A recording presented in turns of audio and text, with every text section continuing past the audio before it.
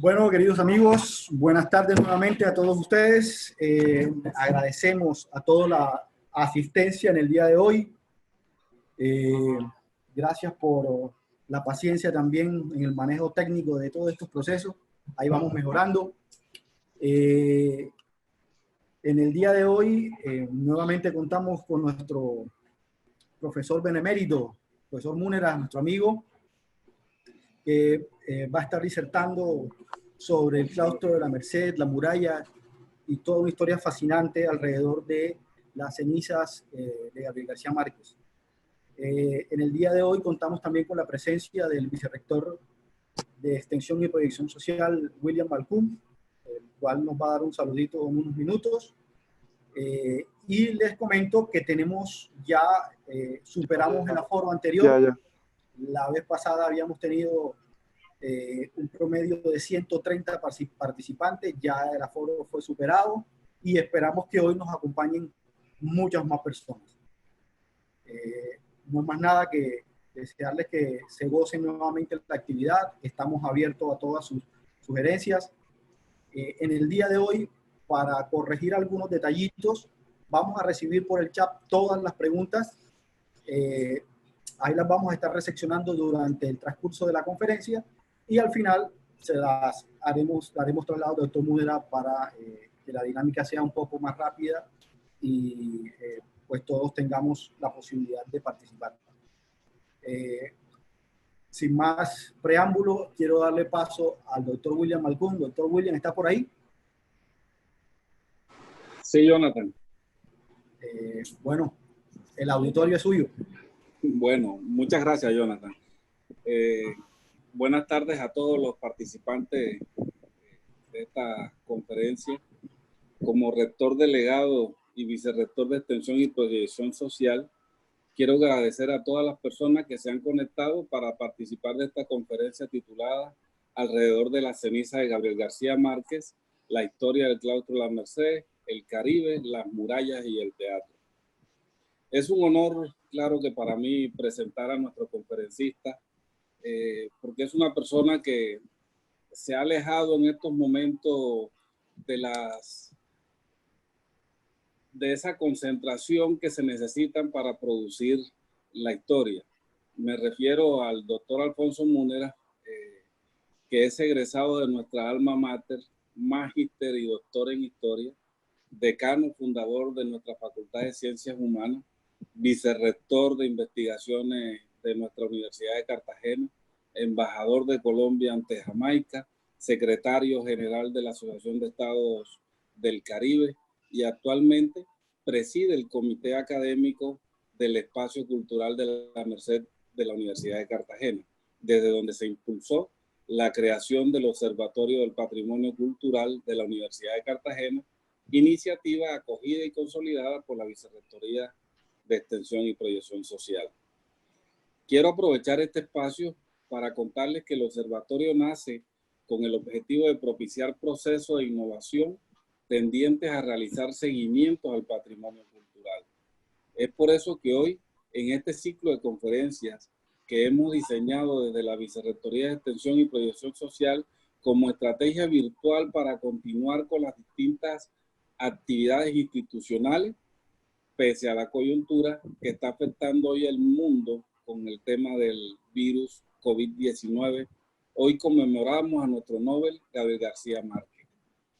Esta, al igual que todas las iniciativas que ha desarrollado la Universidad de Cartagena, contribuyen a mejorar los impactos sanitarios, socioeconómicos y, ¿por qué no?, emocionales, porque esta crisis está causando en la población mucho desespero.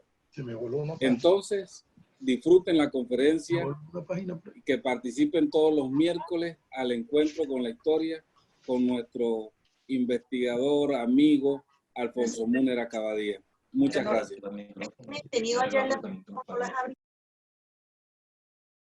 Bueno, queridos amigos, sin más preámbulos, doctor Múnera, adelante. Bueno, muy bien. Pero muchas gracias, doctor Malcolm, por su generosa presentación. Y muchas gracias a todos ustedes los que están ahora escuchando y que me van a acompañar en esta travesía por los conventos y particularmente por la Cartagena del siglo XVII. Bueno, quisiera empezar diciendo que, como ya lo señaló el doctor Malcún, esta charla la hemos pensado también en conmemoración, ¿verdad?, de nuestro Nobel García Márquez, que cumplió el día 17, un año más de muerto. Y además, también en conmemoración de esta fecha del 22 de mayo próximo, que tendremos un aniversario más de haber depositado sus cenizas en el convento de la Merced. Bueno, me parece importante porque en realidad, si ustedes se ponen a pensar, el convento de la Merced se convirtió así en la última morada, ¿verdad? La morada definitiva de nuestro premio Nobel. Pero además, siempre hay que tener presente, Cartagena es el escenario de dos de las grandes novelas de García Márquez, ¿verdad? El amor en los tiempos del cólera y El amor y otros demonios. Dos de sus grandes novelas. Y precisamente El amor y otros demonios tiene de escenario un convento, ¿verdad? Es uno de los escenarios más importantes de la novela y en donde hay una de las tramas fundamentales, el convento de Santa Clara. Es más, está basado en una historia del convento de Santa Clara. De modo que de muchas maneras García Márquez estuvo muy ligado a Cartagena. Aquí tuvo su apartamento por muchos años. Aquí construyó su casa cuando pensó que podría venirse a vivir acá y residir aquí sus últimos años, que desafortunadamente por otras razones no pudo hacerlo. Y eso me hace pensar a mí que había una motivación muy profunda y muy fuerte en él y luego en su familia. Juan Gosaín decía el día de la celebración que se depositaron las cenizas, decía Juan Gosaín que García Márquez le había confesado que él quería que después de muerto se depositaran sus cenizas en Cartagena. Luego contaré ya más adelante la historia de cómo fue esto, pero fue una decisión fundamentalmente de su familia, de su señora esposa y sus hijos. Ahora bien, voy a intentar hacer un recorrido por el trasfondo histórico, que es muy interesante, es fascinante, del convento de la Merced. Y por supuesto arrancaré por su fundación en ese gran siglo XVII. Esta ciudad produce una gran fascinación y su historia igual, ¿verdad? Es una historia de conventos, es una historia de piratas, es una historia de esclavos, es una historia de metales preciosos, de oros y platas que van y circulan por el mundo entero. Es una historia de migrantes, es una historia de africanos, en fin, es ese gran momento de la primera, pudiéramos llamar, gran globalización. Ese gran momento en que se está creando el mercado mundial por primera vez en la historia de la humanidad y se está dando el entrecruzamiento definitivo de los distintos pueblos y llamémoslas así, razas. Antes de comenzar quisiera hacer una reflexión.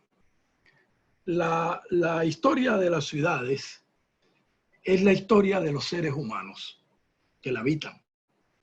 Y es también primordialmente la historia de esa íntima relación entre el ser humano y su morada. Su casa es en buena medida uno de los elementos vitales de su experiencia sobre la tierra. Las viviendas en general viven también su propia historia. No son para nada espacios muertos. A través de ellas se puede contar la historia, los acontecimientos de una sociedad que las habita y las usa.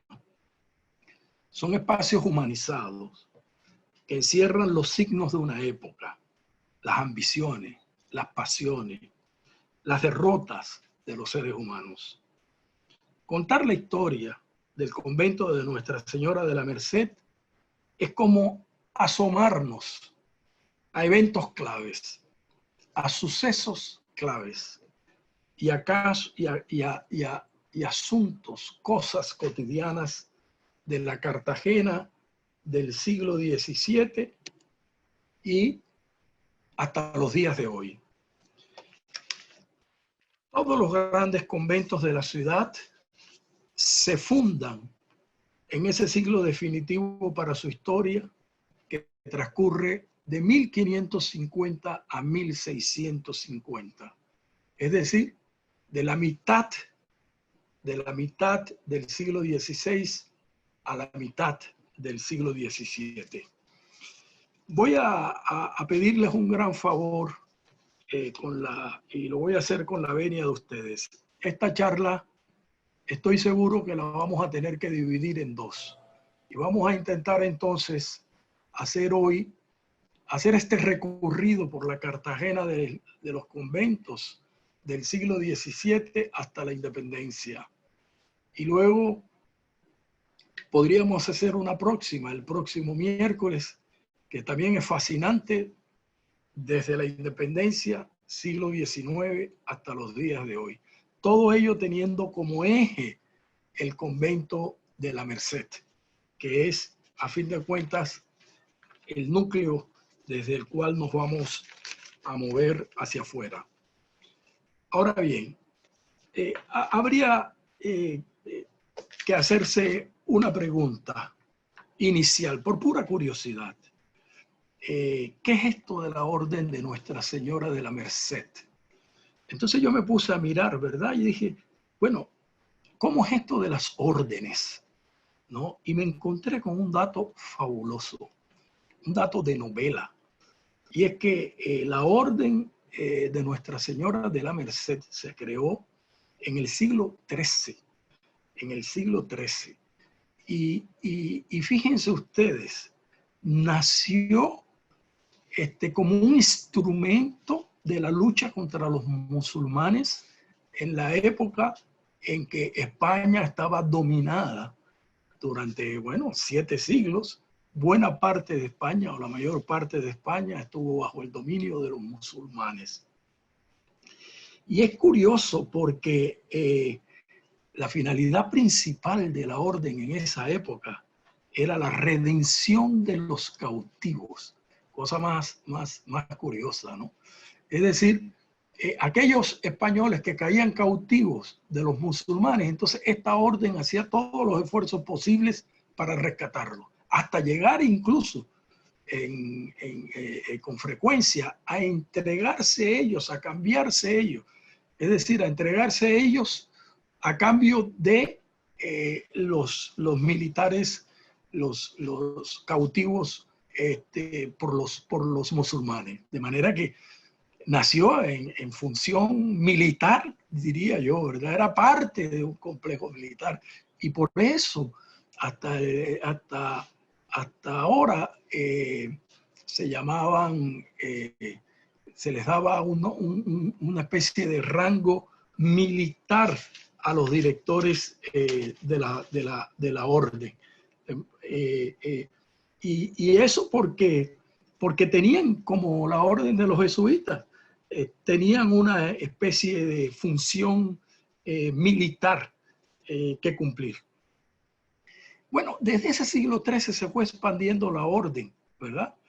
Y llegó a nuestra Cartagena en el siglo XVII, en los inicios prácticamente del siglo XVII.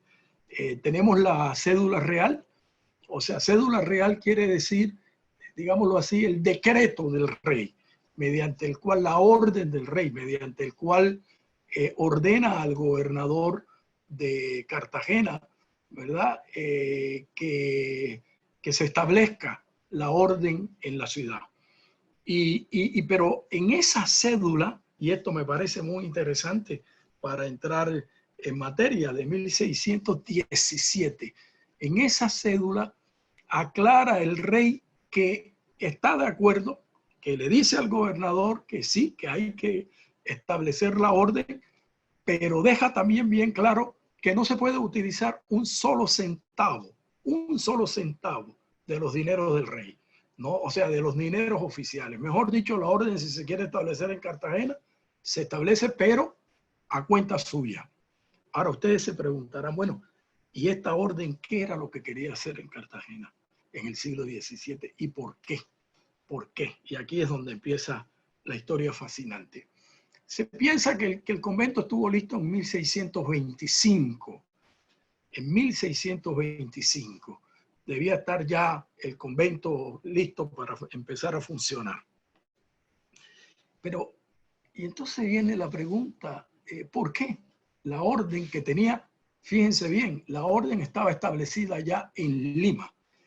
Y este es un dato muy curioso, pero que es bueno que se sepa, ¿no? En este siglo XVII hay dos grandes capitales, llamémoslo así, dos grandes ciudades, que son, bueno, las ciudades de La Plata, ¿no? De La Plata, del mineral plata. Son México, por supuesto, y Lima. Son los dos grandes centros de los cuales va a llegar tanto metal, tanta plata a España, a Madrid, que como decían en la época, que con la plata que llegó, que sacaron del Perú, sobre todo el gran símbolo, ¿verdad?, del Potosí, ¿verdad?, de esas montañas de plata que era el Potosí, ahí cerca del Cusco. De esa, estoy hablando por supuesto del viejo Perú, de esa plata, decían, se podía construir un puente de plata que atravesara el océano Atlántico y llegase atravesara todo el océano Atlántico desde América hasta España.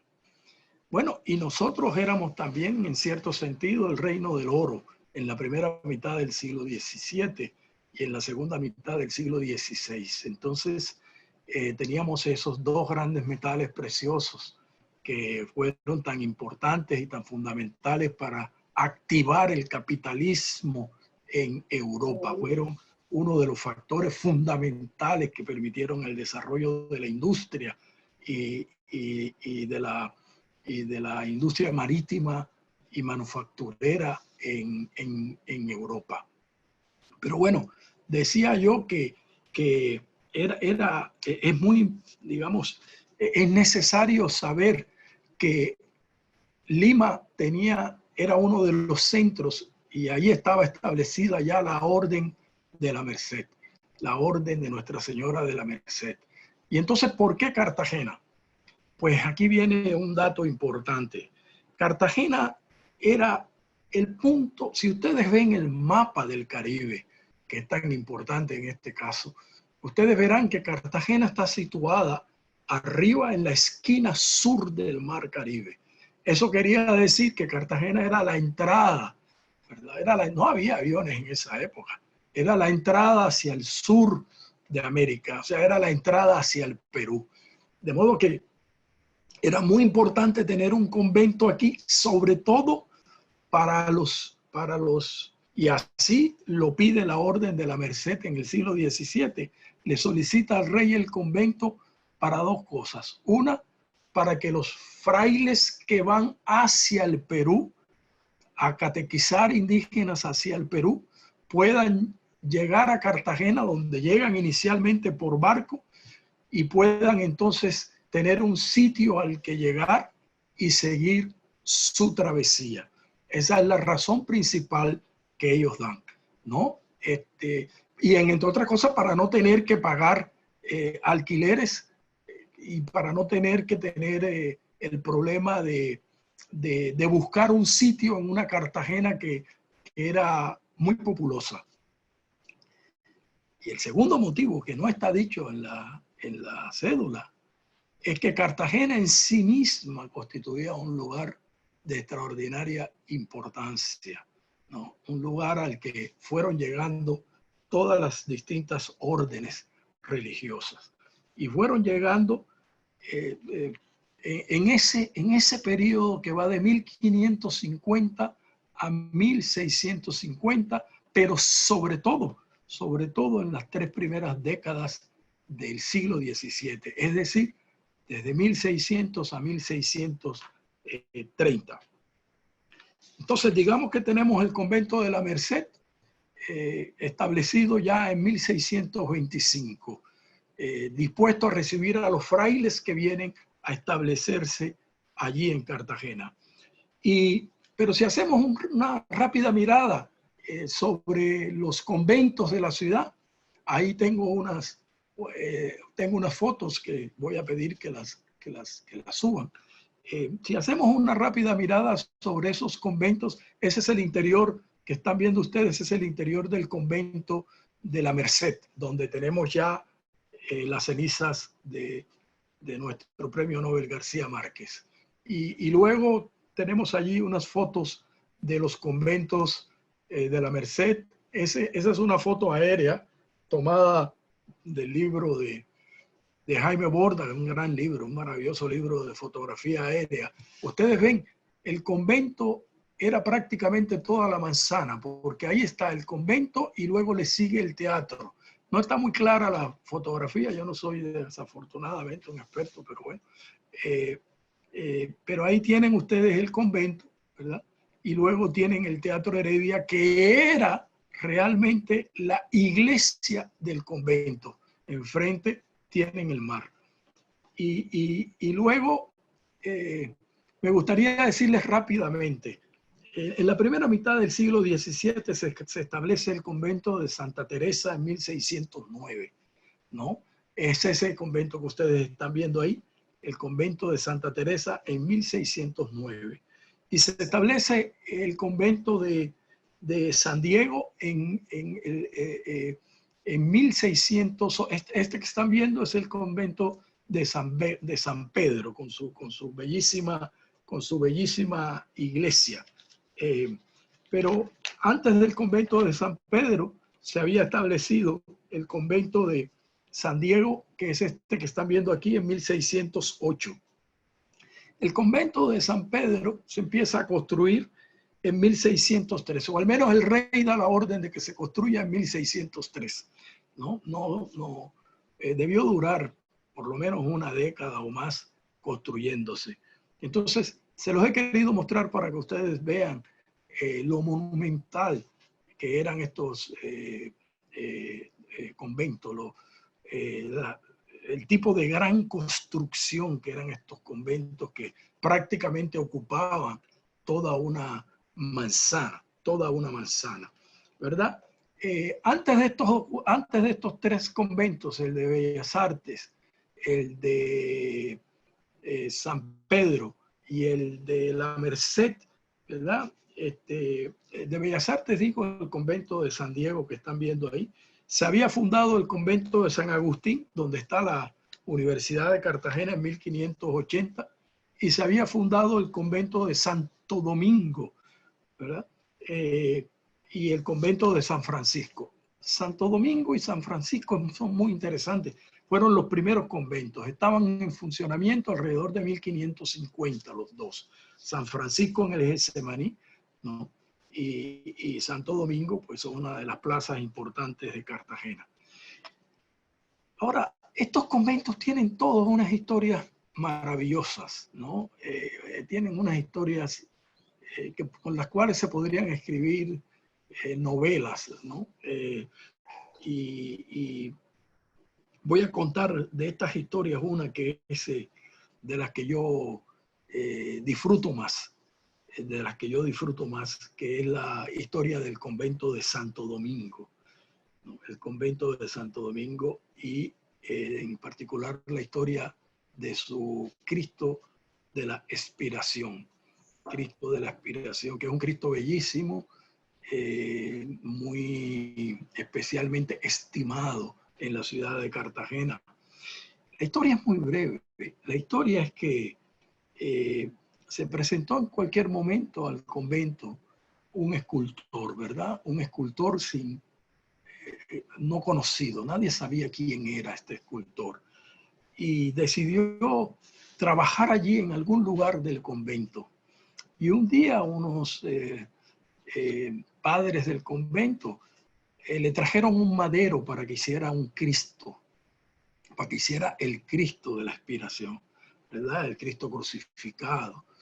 Y él dijo que ese madero no era lo suficientemente largo, que a ese madero le faltaban 2 palmas de largo.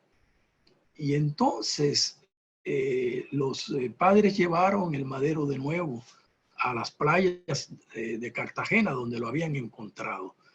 Y unos días después volvieron y encontraron que el madero había crecido un tanto.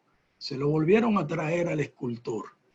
Y el escultor llegó y señaló que desafortunadamente todavía le hacía falta una palma de largo, una palma de largo.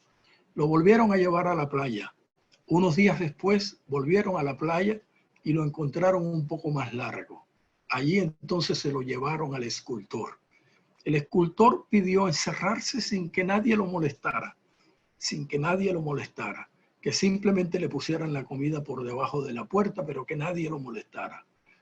Y se encerró y cualquier día, días y días y días después, abrieron la puerta y encontraron el bellísimo Cristo de la expiración completamente elaborado del madero. El escultor había desaparecido y la comida estaba intacta. Entonces cuenta la leyenda que el escultor era un ángel enviado por Dios para hacer esta bellísima escultura que era el Cristo de la expiración. Pero hay otra historia y aquí es donde la historia se completa, que es una maravilla. Y es que, ¿se acuerdan que la semana pasada hablamos de la viruela? Pues bien, la historia es que la epidemia de la viruela ataca a Cartagena en 1754, más o menos, mediados del siglo XVIII. Ataca a la ciudad de Cartagena. La viruela siempre estuvo atacando a Cartagena. Y entonces deciden sacar a Nuestra Señora del Rosario por las calles, ¿verdad? La imagen de Nuestra Señora del Rosario, pero no sirve de nada.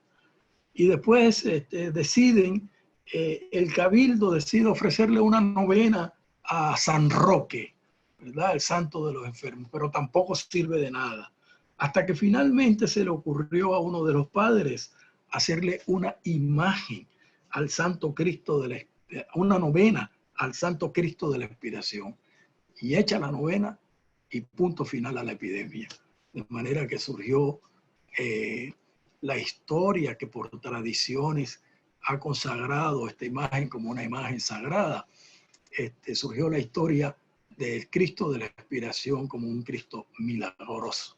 Muy bien. Supongo yo que los católicos disfrutan mucho de estas historias, pero en general todos los seres humanos disfrutamos de estas maravillas, de las historias y así hay muchas, pero hay una en la que me voy a detener también para darle entrada a un tema que me interesa muchísimo comentar con ustedes y que me parece una de las entradas fascinantes a la historia de Cartagena, una de las entradas realmente fascinantes a la historia de Cartagena.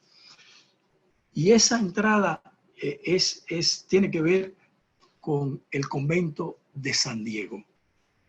Mire, el convento de San Diego fue, como les dije yo, uno de los conventos también del siglo XVII, ¿verdad? El convento de 1608, en una zona que se llamaba la zona de los Agüeyes, porque así le decían a los pozos de agua, y ahí parece que había una gran concentración de pozos de agua, del agua que tomaban las personas.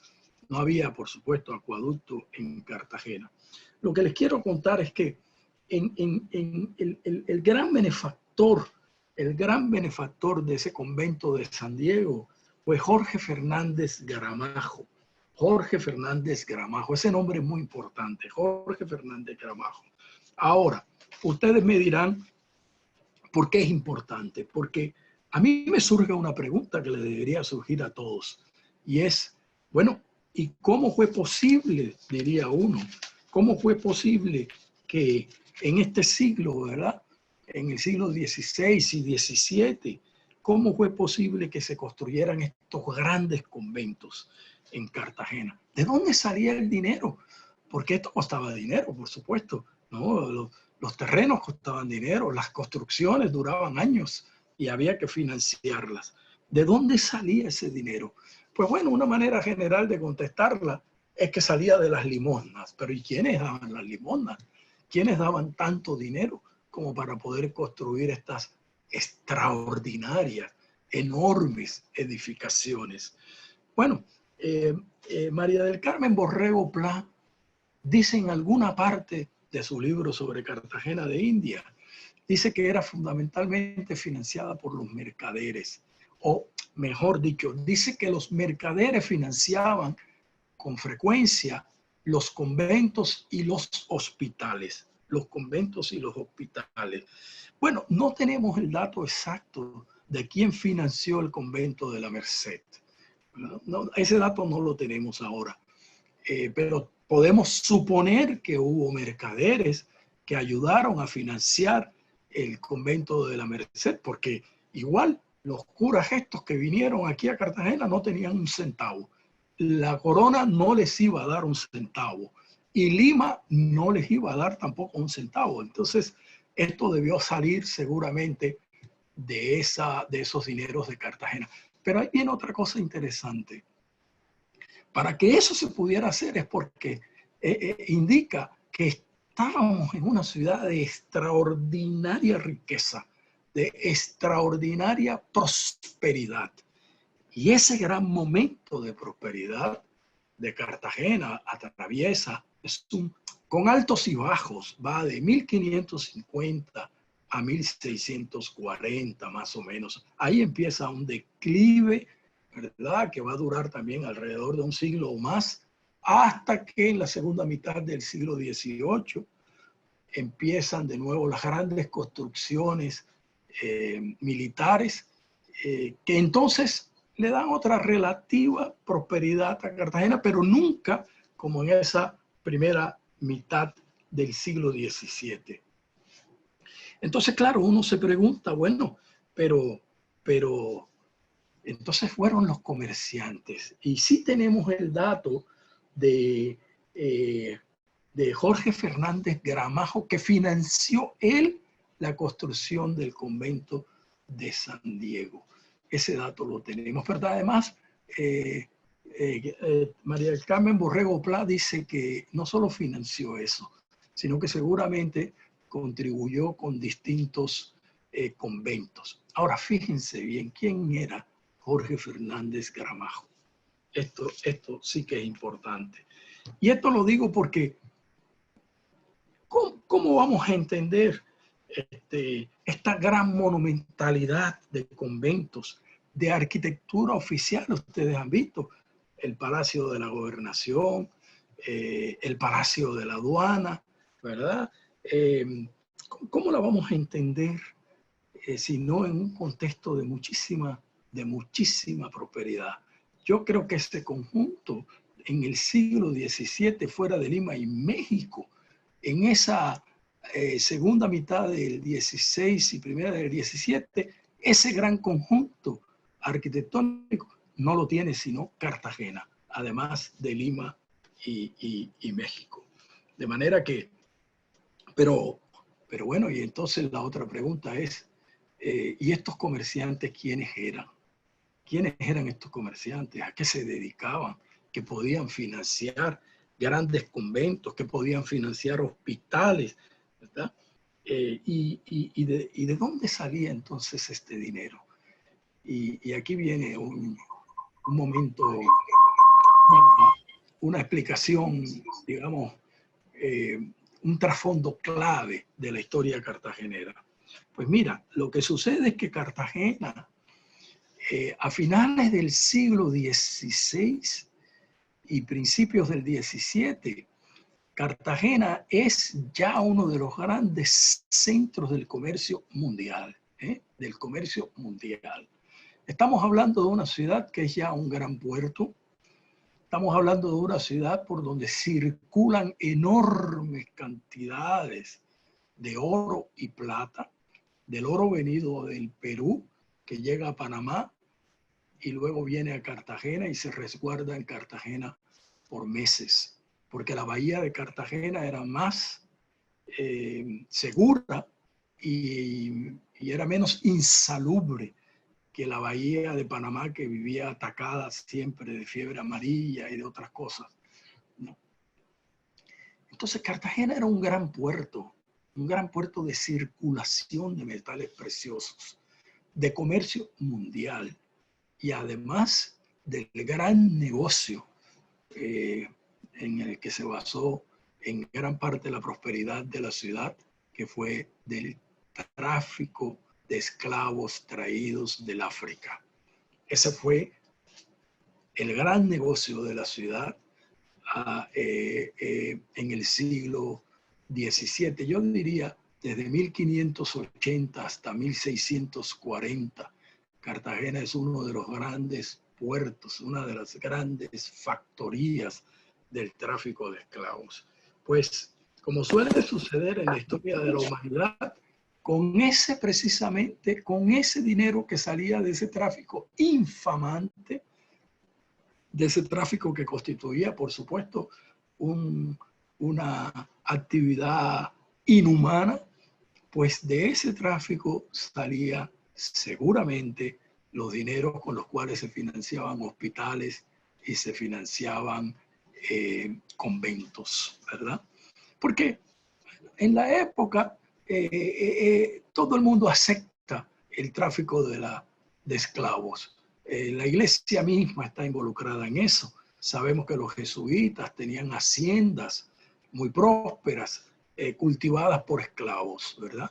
De modo que estamos en una época en donde ese tráfico es generalmente aceptado y en donde esos traficantes de esclavos van a hacer enormes, fabulosas riquezas, pero además van a montar las rutas de un comercio, de un intercambio mundial desde Cartagena.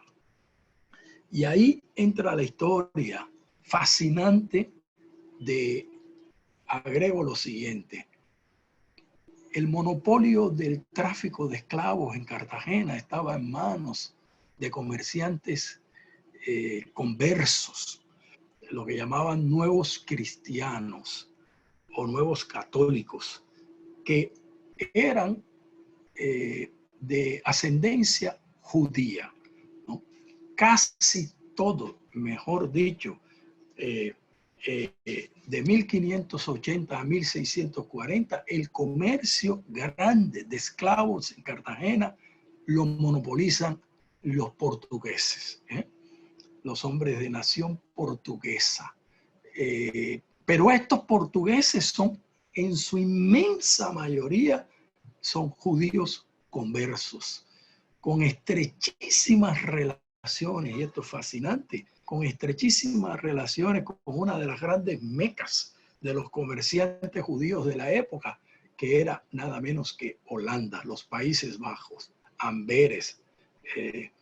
De manera que aquí tenemos un entretejido mundial en el cual Cartagena ocupa un papel protagónico.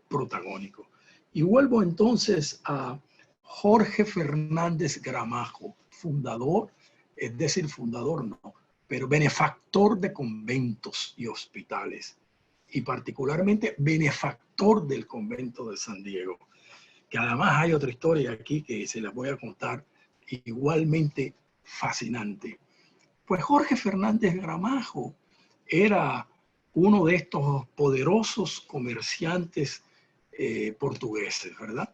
Que llegó a Cartagena, fue capitán general de una de las milicias cartageneras, si mi memoria no me traiciona, fue regidor, o sea, fue miembro de incluso del Cabildo.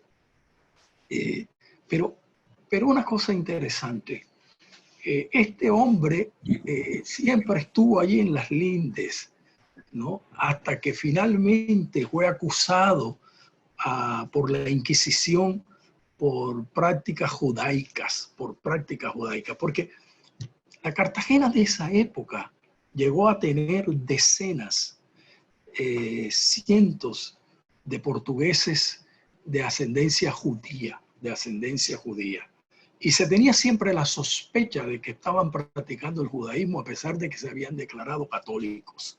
Pero además, los comerciantes sevillanos españoles establecidos aquí y los comerciantes de Cádiz y en general los españoles vivían con mucho celo el poder económico de estos comerciantes judíos que controlaban el tráfico de los esclavos y que fueron en parte los protagonistas, los benefactores del crecimiento de la ciudad,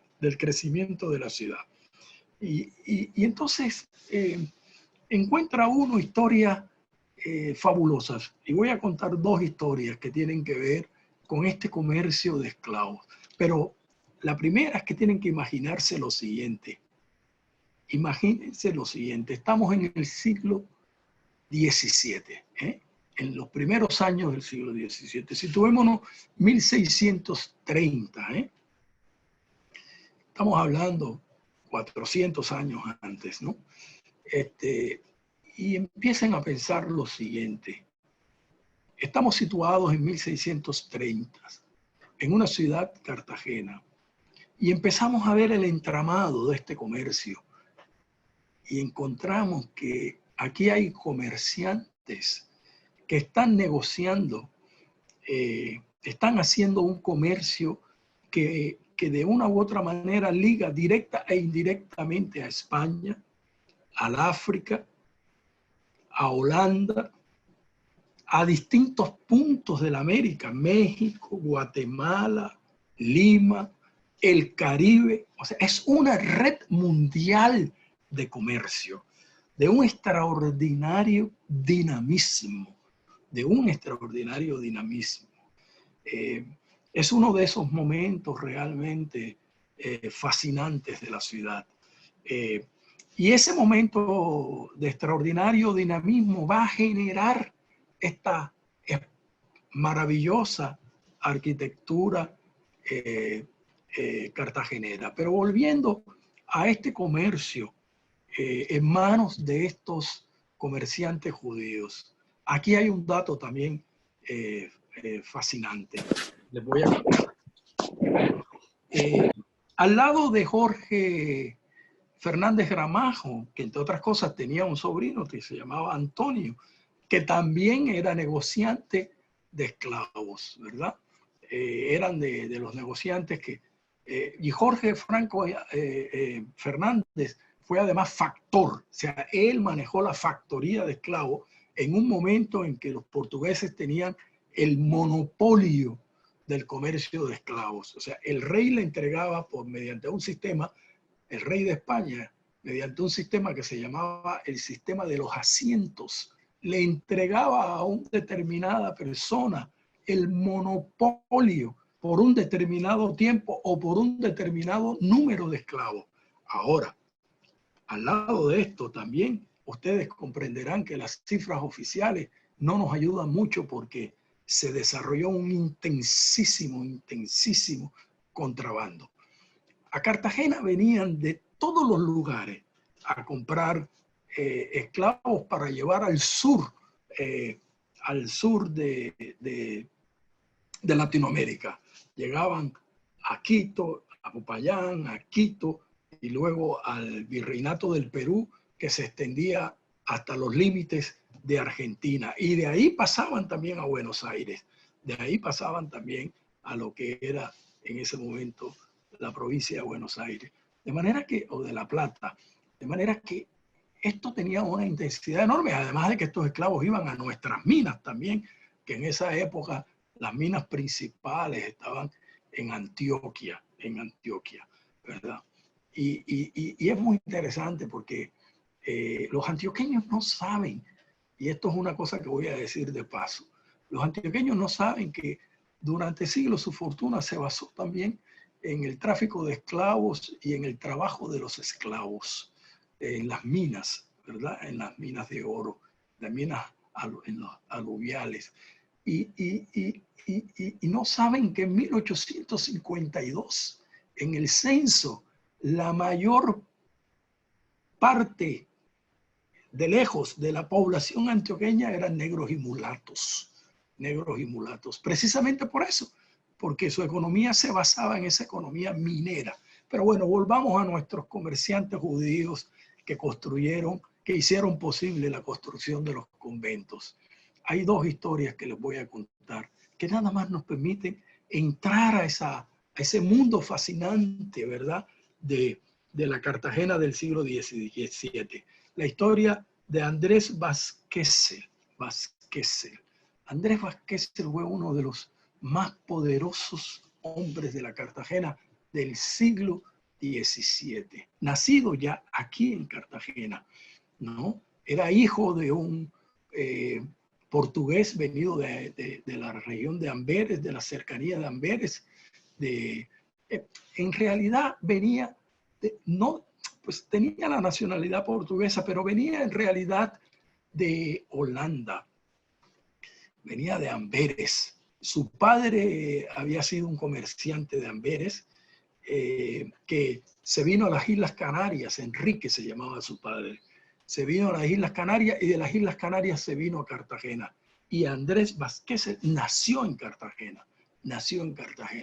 Y tuvo extraordinarios negocios. Además era un gran financista, porque Cartagena era un gran centro financiero. Aquí circulaba el oro y la plata, que era una barbaridad, y aquí se hacían las grandes tasaciones, los grandes intercambios que le daban valor al oro y la plata.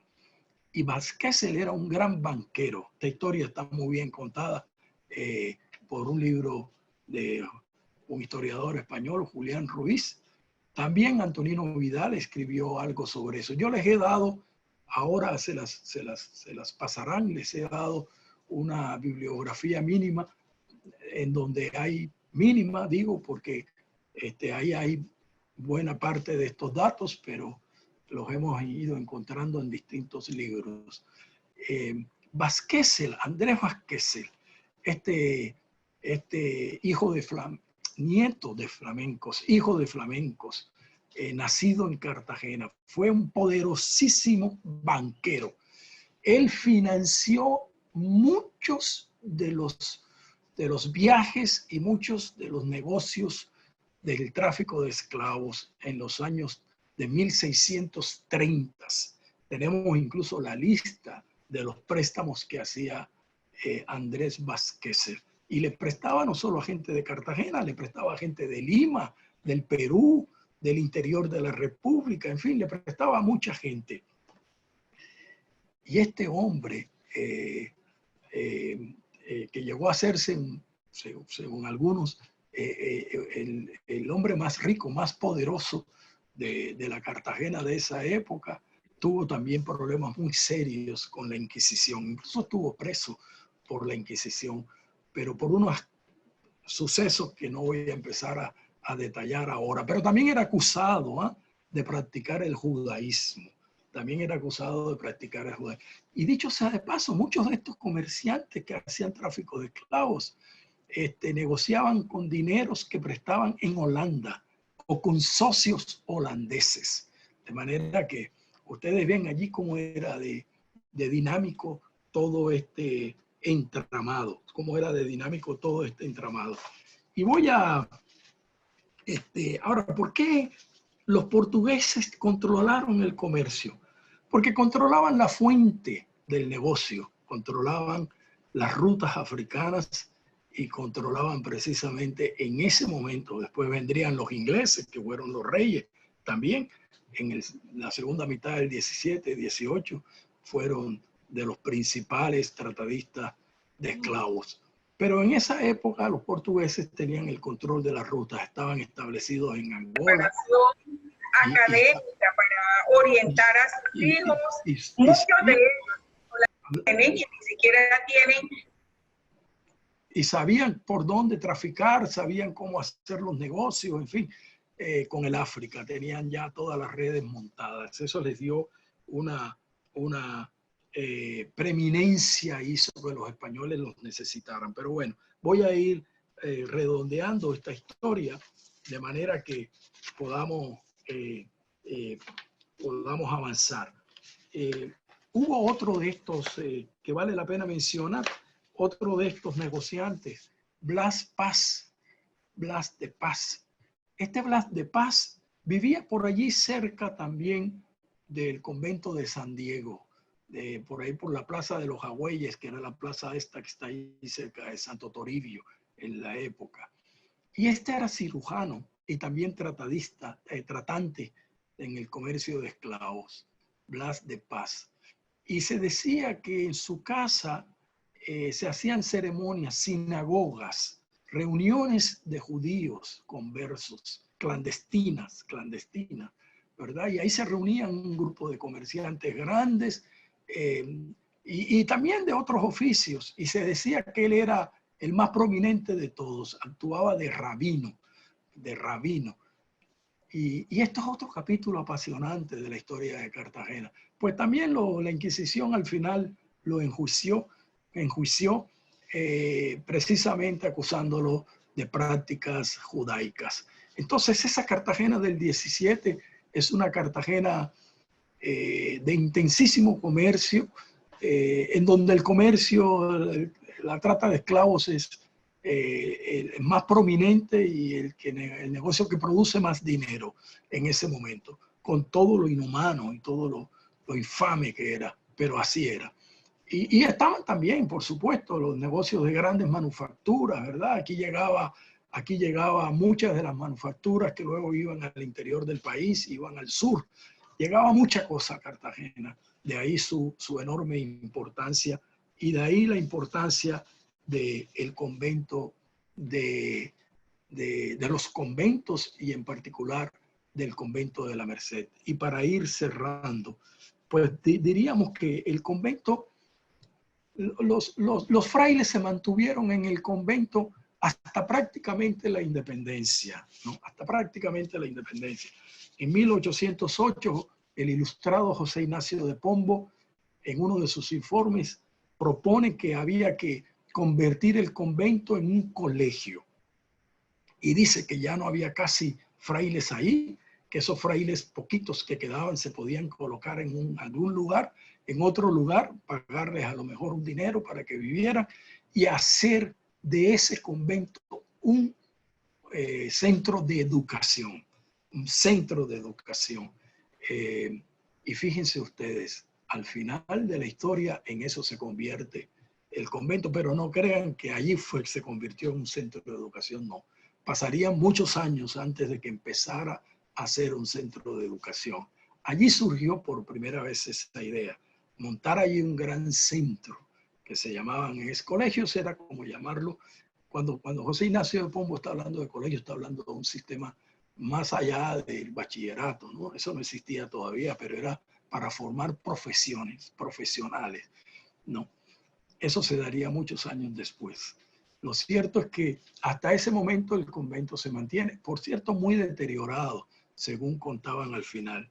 Y una última página que les quiero contar y que luego desarrollaré con mucha más calma, quizás en la próxima charla, es que la lucha con la naturaleza, la lucha con el mar Caribe. Ustedes ven hoy un mar Caribe tranquilo, plácido, controlado, ¿verdad? Controlado, sobre todo después de que el ingeniero Antonio de Arévalo le puso una escollera submarina, ¿verdad? Que controló el ímpetu del mar.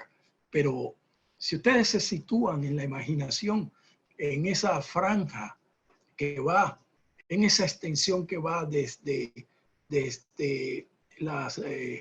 el baluarte de Santo Domingo, allá cerca del convento de Santo Domingo, hasta las tenazas, los que conocen Cartagena, hasta las tenazas, que es ya casi la entrada para el Cabrero. Si ustedes, en ese gran trecho había dos grandes conventos, el convento de la Merced y el convento de Santa Clara. Pues el mar, cada vez que se sublevaba, se llevaba por delante las empalizadas y las defensas que se construían ahí, que todavía no eran una muralla sólida, se las llevaba por delante y destruía todo, y se metía y destruía, y se metía y tumbaba las paredes del convento de la Merced y tumbaba las paredes del convento del Santa Clara. Aquello era increíble. Aquí rápidamente tenemos algunas fuentes. En 1684, un fuerte temporal deshizo las estacadas y demás cortinas de defensa desde Santo Domingo hasta Santa Catalina, que era allí en las tenazas. En 1687 se pide que por favor se haga una muralla bien hecha, porque si no el mar otra vez va a destruir lo que hagan allí. Entonces se colocan unas estacadas, etcétera, y otra vez en 1713 el mar se la lleva por delante y se lleva parte de la pared de la Merced y de Santa Clara. Y en 1714 habían comenzado a hacer una muralla más o menos en serio. Y entonces llegó al mar. Parece que ese año fue terrible, porque dicen las crónicas que solamente quedó el convento en pie como una península, rodeado de mar por todas partes. Eso debió ser un espectáculo, ¿verdad? Y luego, bueno, ya en el siglo XVIII, 1736, empiezan a construir, digamos, una muralla más sólida, pero todavía hasta 1780, cuando Antonio de Arévalo hace la escollera, hasta ese momento el mar seguía batiendo, ¿verdad?, al convento de la Merced y seguía entrándose a la ciudad. Por supuesto, la escenografía era completamente distinta a la que ustedes ven ahora. Y cierro diciéndoles esto: estalla la independencia, estalla la gran lucha por construir la república, y el convento vive otro momento fascinante. Estaba muy deteriorado ya, pero se convierte, de esto hablaremos, si a ustedes les parece bien, el próximo miércoles, se convierte en el cuartel general del ejército de los mulatos y negros libres, el cuartel general de los pardos, que eran la columna vertebral del ejército independentista.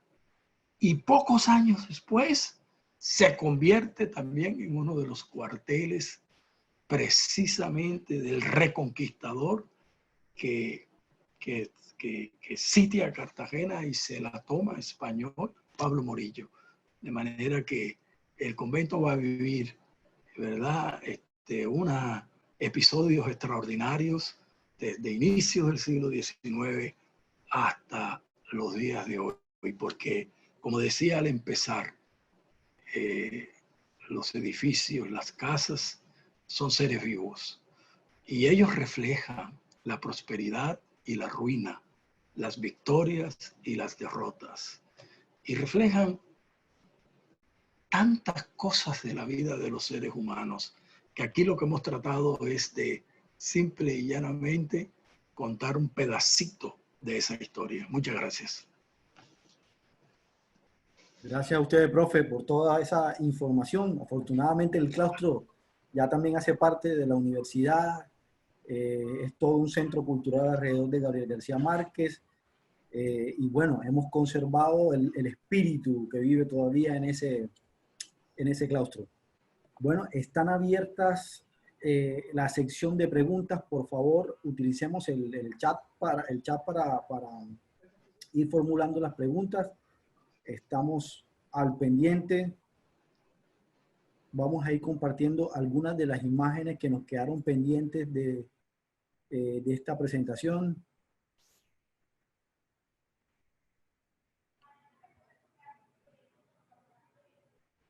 Esta no es la entrada de Getsemaní, profesor.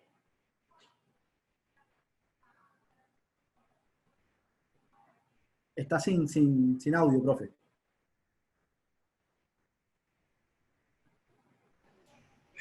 Bellísima, de la antigua entrada colonial a la ciudad, lo que se llamaba la entrada de tierra, la puerta de tierra de la media luna, y esa figura que ustedes ven ahí arquitectónica, esa especie de puente era un rebellín, que era un tipo de construcción militar colonial muy interesante, que dicen que los restos están allí todavía en el mar. Pero esa era, fíjate, cuando Cartagena estaba completamente cerrada por la muralla. Ya esa muralla que ustedes ven ahí no existe. Ya no existe, sí señor, así es.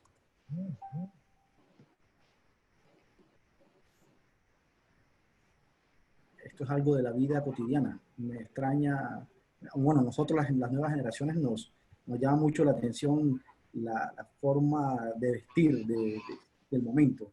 Esa foto que está puesta allí es muy interesante. Esa casa que está al fondo ya no existe. Y lo que está allí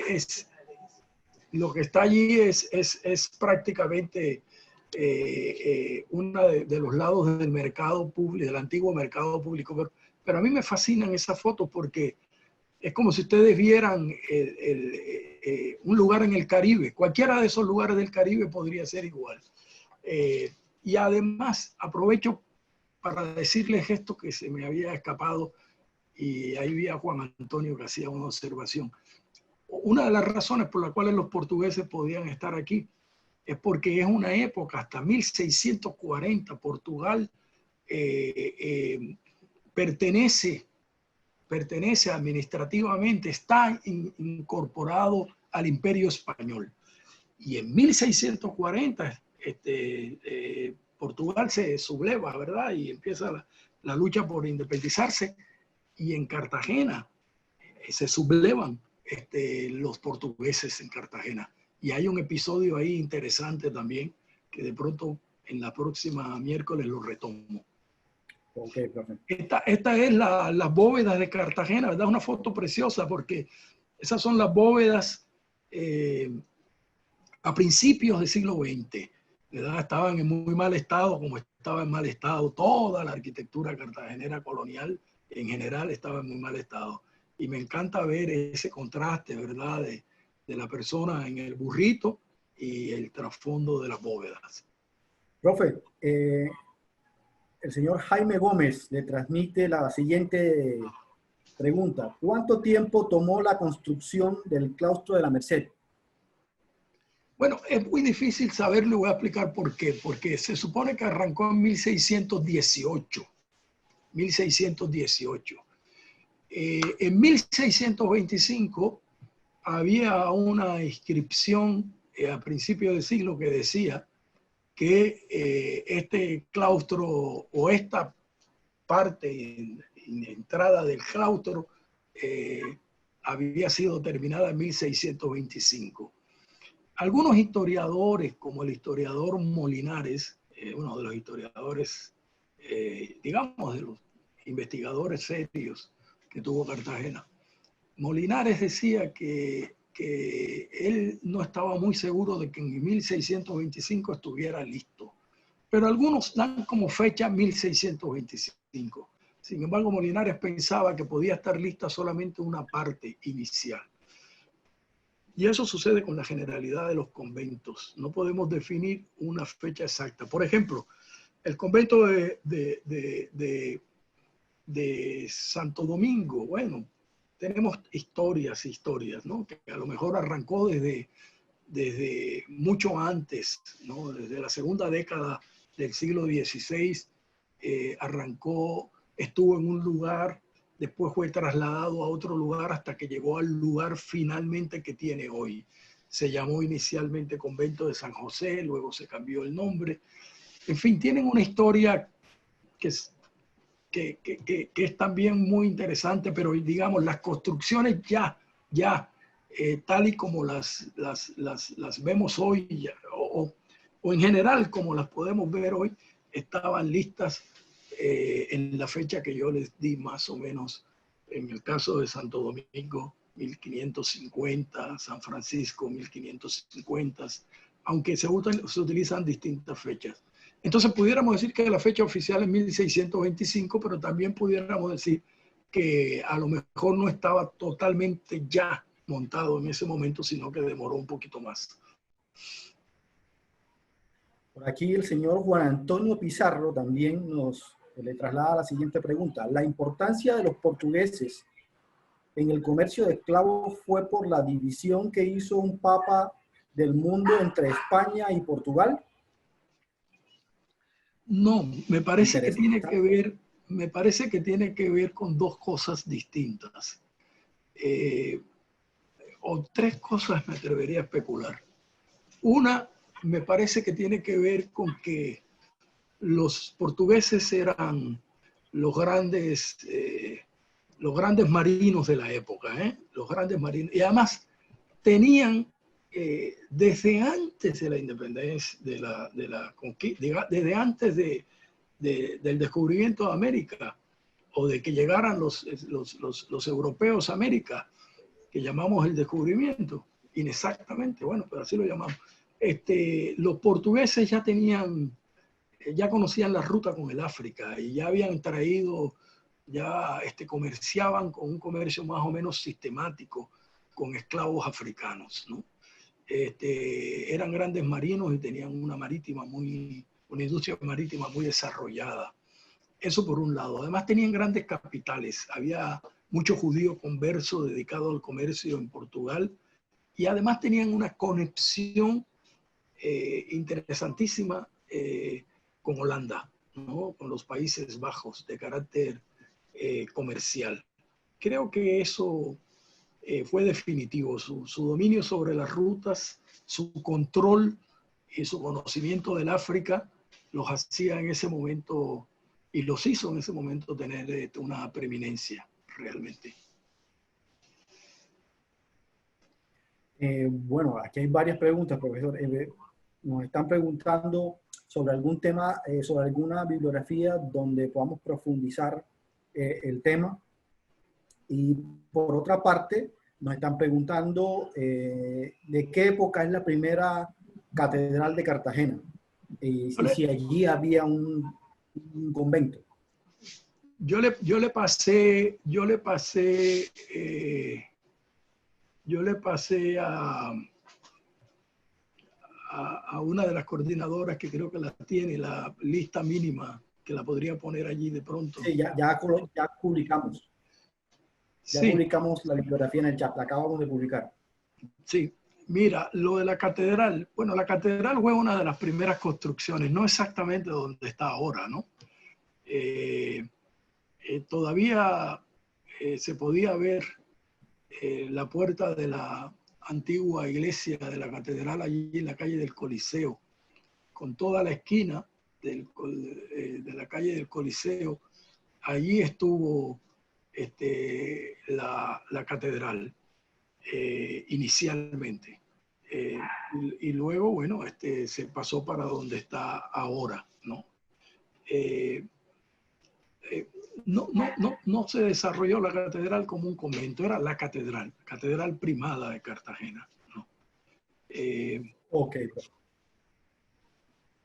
Bueno, nos están preguntando en cuanto al pensamiento filosófico. ¿Tuvo la historia de Cartagena algún convento o algún convento o tuvo la presencia de algún pensador que viviese en alguno de estos conventos o de estos claustros? Bueno,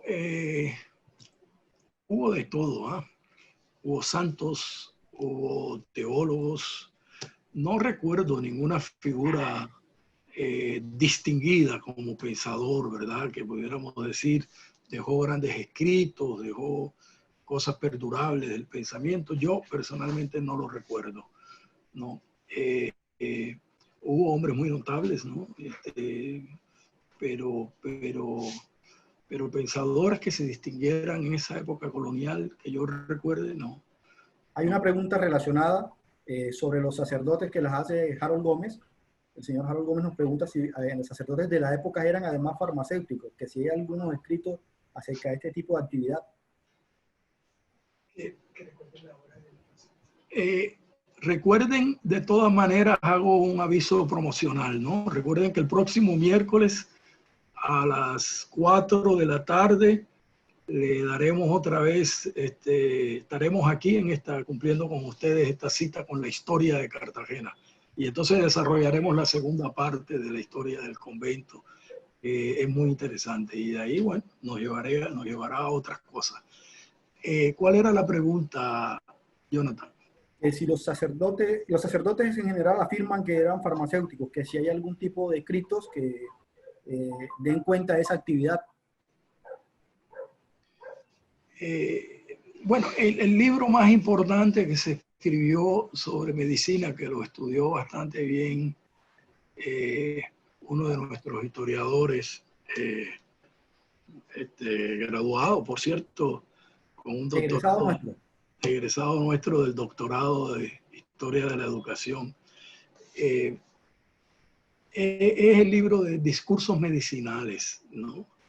Discursos medicinales que se escribió precisamente más o menos para esa fecha, 1616, 17. Pero ese libro no fue escrito por un sacerdote, ¿no? Fue escrito por un lego, cuyo nombre ahora he olvidado.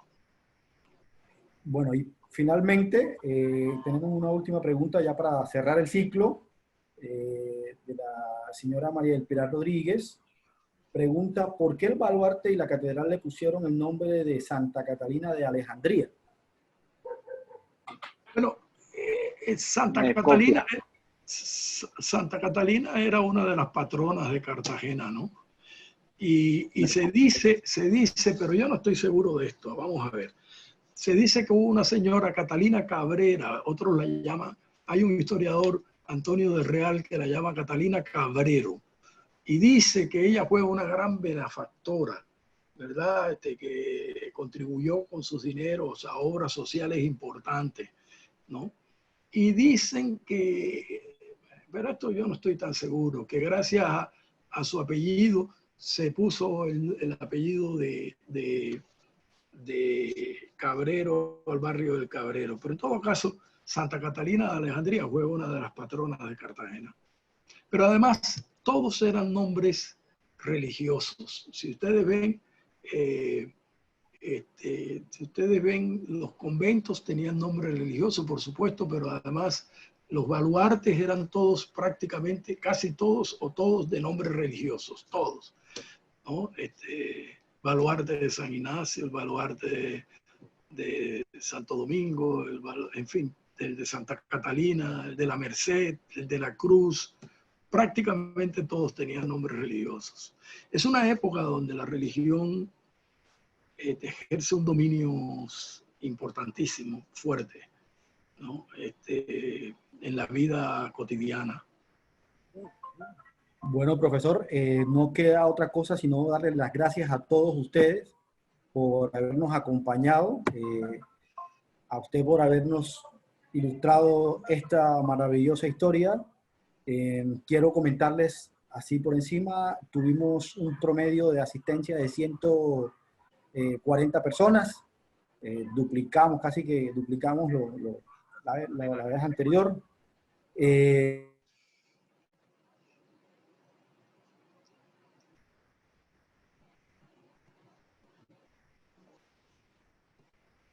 Esperamos nuevamente.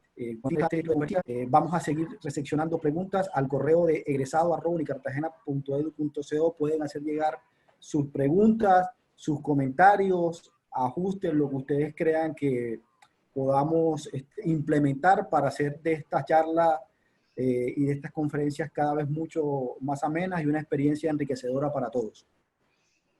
No queda decirles que gracias a todos. Y nos vemos en el próximo miércoles un poquito más temprano. Gracias.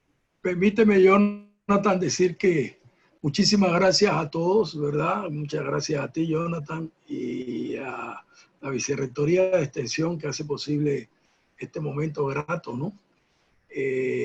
Y bueno, el próximo miércoles hablaremos un poco más en detalle al final sobre lo que el Observatorio Cultural y el espacio de la Merced vienen haciendo, que creo que es un proyecto muy lindo que vale la pena que ustedes lo conozcan. Pero antes haremos la gran historia del convento en el siglo XIX y XX. Es una manera de entrar a la historia de Cartagena, ¿no? hay muchas formas de entrar y esta es una de ellas y creo que es muy bonita porque nos permite hacer historia social y bueno, todo no se puede decir en una hora, pero bueno, ahí queda una bibliografía muy interesante y muchas gracias a todos por su paciencia y por haber estado hasta ahora con nosotros. No, profesor, gracias a usted. Y le recordamos que nos estamos encontrando una horita más temprano por cuestiones técnicas. Era preciso que hiciéramos ese ajuste. La vez pasada empezamos a las 5, esta vez empezamos a las 4 y la idea es que quedemos institucionalizados a las 4 de la tarde como hora oficial para empezar los encuentros. No queda otra cosa que... Alfonso Múnera. Sí. El bueno, próximo miércoles a las 4. Ahorita. Que tengan una buena tarde. Buenas tardes, Alfonso Raimundo Rodríguez. ¿Qué Ray? ¿Cómo estás? No me ves, ¿verdad? No, no te veo porque creo que ya van a cortar la comunicación. Si quieres, hablamos ahora por teléfono. Ok, perfecto, gracias. Abrazos. Bueno, interesantísimo. Muchísimas gracias. Muy bueno, gracias. Muchas gracias. Muy gracias, profe. Gracias. Es que es una manera de divertirse en esta cuarentena. De divertirse conociendo la historia.